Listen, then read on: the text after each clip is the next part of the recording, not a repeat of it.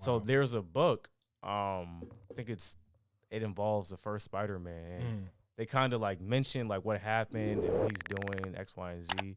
I was like, this kind of like I'm kind of glad they cut it because Topher Grace kind of was like Eddie Brock. Yeah.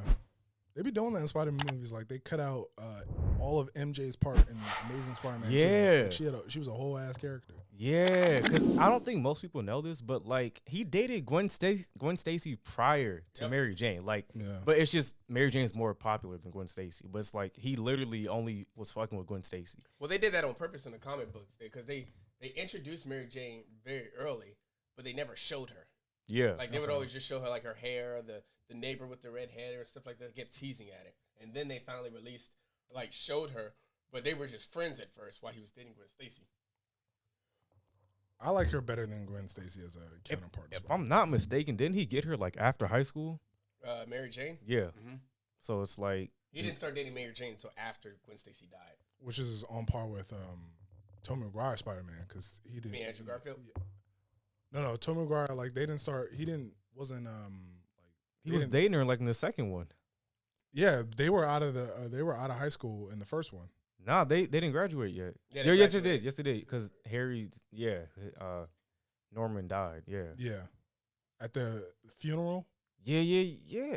That's when like she was like, I thought the graduation happened the second one. No, it's the first one. No, it's the first one. Damn. You're thinking about Amazing Spider-Man. Yeah, that's what okay, you're right. Yeah.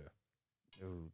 Yeah, I'm mad. They cut all the Mary Jane scenes in Amazing Spider-Man. And if they had a third movie, it would have been perfect because... Yeah.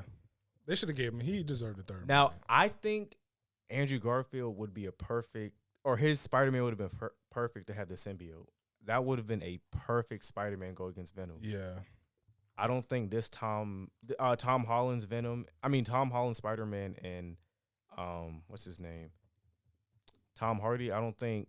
That's good. It looks good on paper, but like this might be a chance to see Tom Holland's like acting range because we have never seen him be like a villain yet, or be like a baddish guy. So this would be interesting for him to get the symbiote and see how that affects his Peter Parker. In this movie? No, not in this one. No. But in future movies. How would he even get the symbiote? Like, it's on Eddie Brock as we speak. But you seen that they teased that Venom had a liking for Peter Parker. First sight, seen him on the TV. I like that guy. So you think as soon as like Venom encounters Peter Parker, he's on him.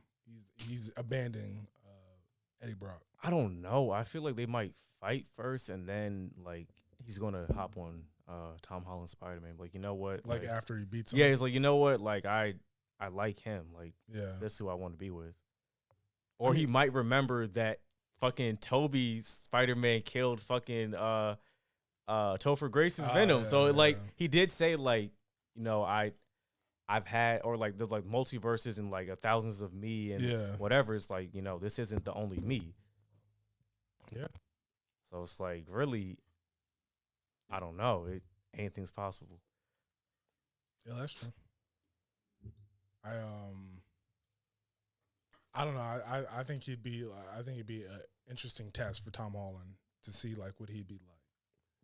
Now, what I will say in that trailer, when MJ's falling, I feel like that's either going to be Toby or Andrew going to pick her up. It should be Andrew. It should be Andrew for the whole fact of Gwen Stacy, but I'm like, that's not Tom Holland. I don't care what they say. That's not Tom Holland. Yeah, but if Andrew does it, he might break her neck.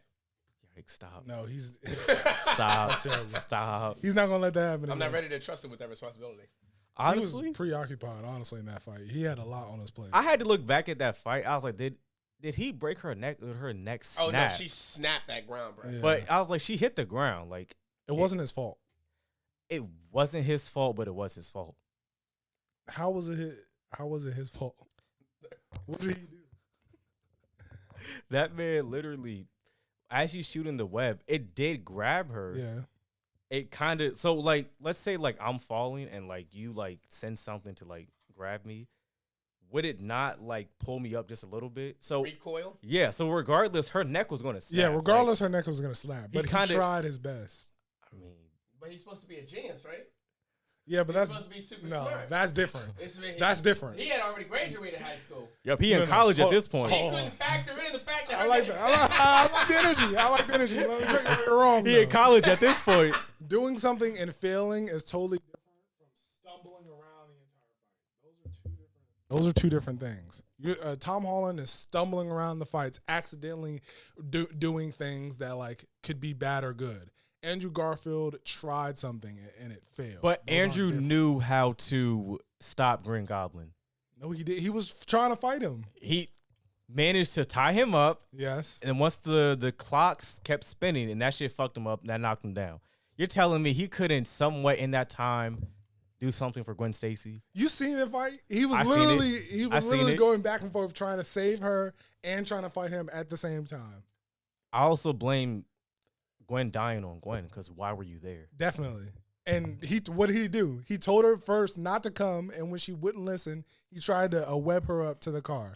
He did everything he could, but it was her fault, honestly. So she deserved to die. Yikes. I'm not saying that. But it was her fault. Not saying she deserved it, but like, just imagine. It's what you get. yeah. Like, just imagine if she listened to fucking Spider-Man. Hey, do not follow me. Do not come with me. Please stay here. He did the best he could. Yeah, I don't give a fuck. I'm going to come with you. And that's my issue with Tom Holland is MJ seems to always be around now. Honestly, I have a somewhat disliking for Zendaya's portrayal of MJ. Like it gives more like I'm your best friend versus like I like you. Like this is really like we're friends or like some middle school crush type shit. That's where the middle school thing comes in. What?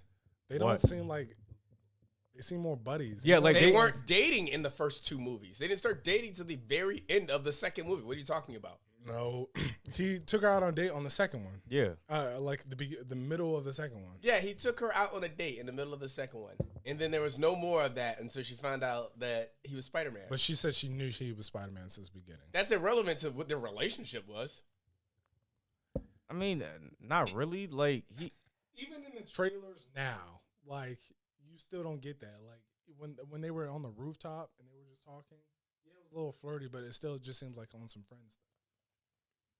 But that's not even about their relationship. She's just her portrayal. Yeah, as that's what I'm MJ saying. is just. It's like why is she even? She doesn't even have to be. She doesn't. Like not saying that she's a bad actress, but it's just her as MJ is like I don't get like oh my god like she likes Peter Parker. Like I get like oh he's cool. She was a bully in the first movie. Why? Exactly. Y'all see this is why make her MJ? This is my problem with you niggas. Y'all want to rush everything in Spider-Man. All right. No, it's not about rushing. Y'all want to rush the relationships. Y'all want to rush the Miles Morales. Y'all want to rush the Venom symbiote. Like let this dude breathe for 9 movies. Time out. You got that love thing between Andrew Garfield and Gwen Stacy, or between Emma Stone in the Amazing Spider-Man, and you got the same thing from Tobey Maguire. And his so what's fine with them being friends for half the damn movie then? If we tired of seeing the love stuff, we're in the second movie and they're just now being. They're just now starting to date. Maybe it's just like, I don't like her portrayal as MJ. That's fine, but like stop rushing the damn Spider-Man. I don't want to see Miles Morales until movie 7. Movie 7? Like like I said before, Tom Holland is literally just Miles Morales. He's literally just taking that young boy. I get that Spider-Man's young, but come on, bro. How young we gonna get? I think he's going 1 year every movie. I think Tom Holland said like he doesn't want to be Spider-Man past 30. So okay, they have a solid 4 years left of him being Spider-Man if that's what he wants to do. Like he said if he's Spider-Man past 30, he's done something wrong. I mean, if Tobey Maguire and Andrew Garfield come back, they're both definitely past 30. Fucking Andrew Garfield was pushing 30 when he first started. Also, exactly. It's not an origin movie for them, so it doesn't matter how old they are. Wait, so is it you starting off as Spider-Man 30 or you're playing Spider-Man up to your 30? How does your mic keep messing up? I don't know. It's right. You're not projecting. Okay, should I just speak louder then? Yeah. So what is the deal? Can they not play Spider-Man up to the 30? Why not? Well, I No, he was just saying that Tom Holland doesn't want to be Spider-Man past 30. Oh, okay. But it doesn't matter how old these other Spider-Man are because they're seasoned Spider-Man. Right. They're not. There's no origin story, so it doesn't matter how old they are. So you just don't want someone playing a young Spider-Man that is old. No, Tom. Yes, I don't want an old guy playing a young Spider-Man. I'm asking, is that what Tom Holland meant? I don't he know. doesn't want to be 30 playing Spider-Man. Got you. Like he wants to. Like he said, if he's playing Spider-Man past 30, he's done something wrong. Okay. And I'm like, he kind of has a point, Yep, but pass the gauntlet. Like at the same time, I wouldn't be too mad if he's like 31, 32 plus playing Spider-Man. I'm confused when y'all keep saying pass the gauntlet, but everyone's excited for Andrew Garfield and Tobey Maguire to be in Spider-Man. Because they're not gonna. We've already seen because Tom Holland still has the gauntlet, right? And Okay. they're not having another origin story. They've already been Spider-Man. They're and just also what way to bring in the multiverse than through Spider-Man. Yeah. People know more different iterations of Spider-Man than they know anything else. that's like Michael Keaton and Ben Affleck. Like, you know what I'm saying? You already know about Michael Keaton. He's a seasoned Batman. You know about Ben Affleck's Batman, but you have no origin stories. Like, you know what? Bring them back. Boom. Tom Holland, bring back Andrew and Toby. Boom. Like he still doesn't want that. I just when I think about, I know you're moving it too much. Stop moving it around. when I think about Tom Holland being Spider-Man in his 30s, that kind of sounds dope to me. Like him portraying that Spider-Man as 30. I feel like that'd be a better Spider-Man than the Spider-Man he's playing right now. Yikes. Wow, that's a hot take. Wow. I'm just saying. Why do you think that? I get it. It comes back to the young thing, I think, for me. So Tom Holland's your favorite Spider-Man? No. Andrew Garfield's my favorite Spider-Man. That's interesting. That's very interesting. I'm the only person that likes Tom Holland, Spider-Man, and Peter Parker. He's my favorite both. He's a good Peter Parker. Both. He's a very good Peter Parker. He's my favorite both. Yes. Spider-Man and Peter Parker. Yikes, I don't know about. That's wild. I don't know about favorite Spider-Man. He's a good Peter Parker. I like Tobey Maguire's Peter Parker. I actually didn't like his Peter like that. But let me not say I didn't like his Peter like that. Pause. You're just not talking into your mic. That's all. Wait, who, me or him? Him. Oh, my fault. This whole episode is gonna be him telling me to talk into my mic. All right, we're good. I liked Toby's. I liked him as Spider-Man, but like his Peter Parker side, like it was more. I don't know. I feel like he really portrayed Spider-Man. Like had I not known or like known anything about Spider-Man prior to Tobey Maguire, I would think like he's actually Spider-Man. Like with Robert Downey Jr.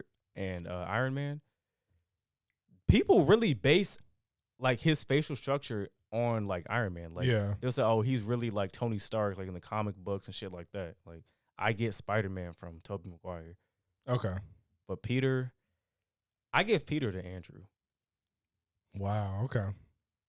Well, why? Like what standout moment was like this is real? This is Peter. Gwen Stacy.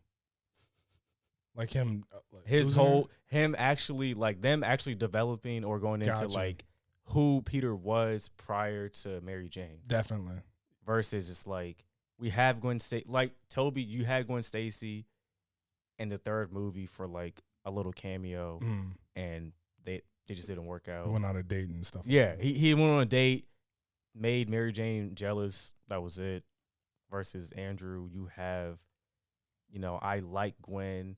This is who I want to be with. I'm going to marry her. The movies were based around their relationship more. Like more so, like actually, like, which like I like when movies are kind of like comic book accurate. Like I'm really kind of nitpicking on shit like that. Okay. But at the same time, I get it. You can't have every like last detail comic book accurate because you can't put everything from a comic book to a fucking movie. Just impossible. That's just me personally, though. I like a huge fucking like comic book fucking geek.